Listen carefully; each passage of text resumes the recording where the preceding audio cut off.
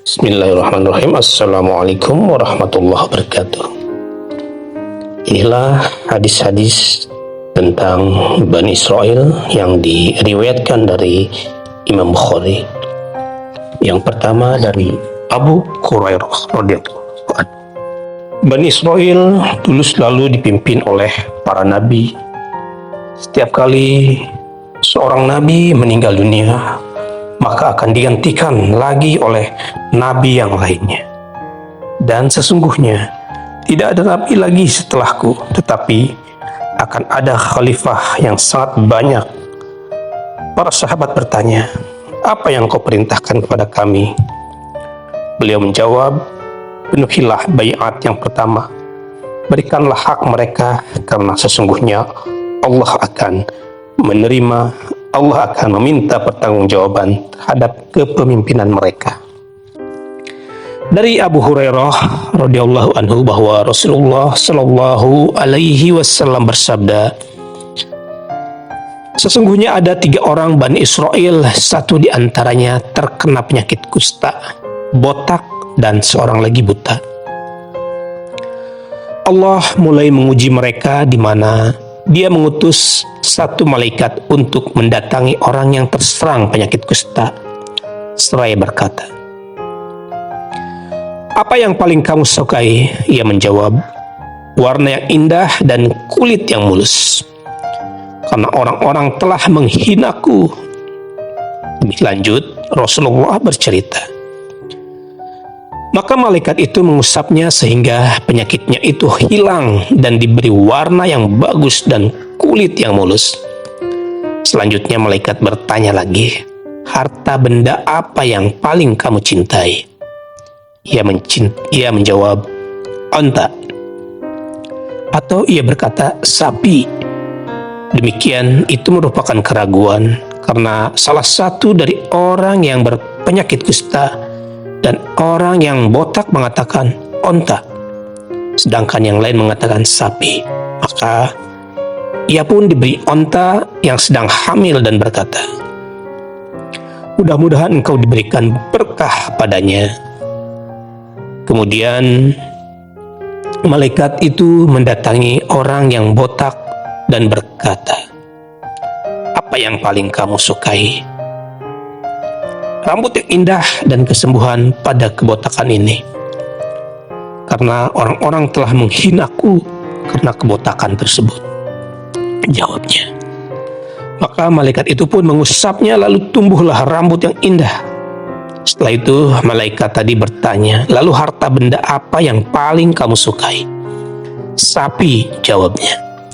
Maka malaikat itu pun memberikan seekor sapi yang tengah hamil, seraya berucap, mudah-mudahan engkau mendapatkan berkah padanya. Selanjutnya malaikat tadi mendatangi orang buta seraya berkata, apa yang paling kamu sukai? Ia menjawab, kambing. Maka sang malaikat memberinya seekor kambing yang sedang hamil. Hingga akhirnya orang yang berpenyakit kusta dan orang yang botak mengembangkan onta dan sapinya, dan orang yang buta pun mengembangkan kambingnya. Sehingga yang satu mempunyai lembah onta, yang kedua mempunyai lembah sapi, dan yang terakhir mempunyai lembah kambing. Kemudian malaikat mendatangi orang yang berpenyakit kusta dalam bentuk dan wajahnya, seraya berkata, seorang yang miskin dan telah terputus pintu rezeki dariku dalam perjalananku. Karenanya pada hari ini tidak ada kecukupan melainkan hanya pada Allah, dan setelah itu padamu, demi Allah yang telah memberimu warna yang indah dan kulit yang mulus serta harta benda, aku meminta onta kepadamu untuk mencukupi diriku dalam perjalananku. Maka orang yang tadinya berpenyakit kusta itu berkata kepadanya, sesungguhnya hak-hak itu sangat banyak. Selanjutnya malaikat itu berkata kepadanya, kalau tidak salah aku sudah pernah melihatmu. Bukankah kamu dulu seorang yang berpenyakit kusta dan dihinakan oleh orang-orang? Dan engkau adalah seorang yang miskin sehingga Allah memberikan anugerah kepadamu. Maka orang itu berkata, sesungguhnya aku telah mewarisi harta kekayaan ini secara turun-menurun. Maka sang malaikat berkata kepadanya, jika kamu dusta, maka mudah-mudahan Allah mengembalikanmu pada keadaan yang dahulu. Setelah itu, malaikat tadi mendatangi orang yang botak dalam bentuk dan wajahnya. Seraya berkata kepadanya, seperti yang telah dikatakan kepada orang yang berpenyakit kusta, namun orang ini menolaknya juga seperti yang dilakukan oleh orang yang berpenyakit kusta. Maka sang malaikat berkata, jika kamu berdusta, maka mudah-mudahan Allah mengembalikanmu seperti pada keadaanmu semula. Selanjutnya ia mendatangi orang yang dahulunya buta dalam bentuknya seraya berkata, seorang miskin dan ibnu sabil dan telah terputus pintu rezeki dariku dalam perjalananku, sehingga tidak ada kecukupan pada hari ini melainkan hanya kepada Allah dan kemudian kepadamu. Demi Allah yang telah mengembalikan pandanganmu, aku meminta kambing kepadamu untuk aku jadikan bekal dalam perjalananku ini. Maka orang yang dulu buta itu menjawab, dulu aku pernah buta lalu Allah mengembalikan pandanganku. Dan dulu aku pun seorang yang miskin dan dia juga yang mencukupiku. Karena itu, ambil apa yang kamu sukai. Demi Allah, aku tidak merasa keberatan atas sesuatu yang kau ambil pada hari ini karena Allah. Maka malaikat berkata, pertahankanlah harta kamu, karena sesungguhnya kalian telah diuji. Sesungguhnya Allah meridhoimu dan murka terhadap kedua sahabatmu. Hadis yang berikutnya dari Aisyah, bahwa beberapa orang Quraisy sempat dibuat sedih oleh keadaan seorang wanita dari suku Mahzumiyah yang mencuri. Mereka berkata, siapa yang memberitahu Rasulullah SAW?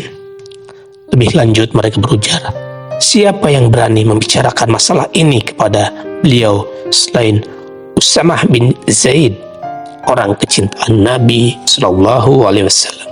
Maka Usamah pun memberitahu beliau lalu berkata, apakah kamu akan meminta syafaat terhadap salah satu dari hukum Allah?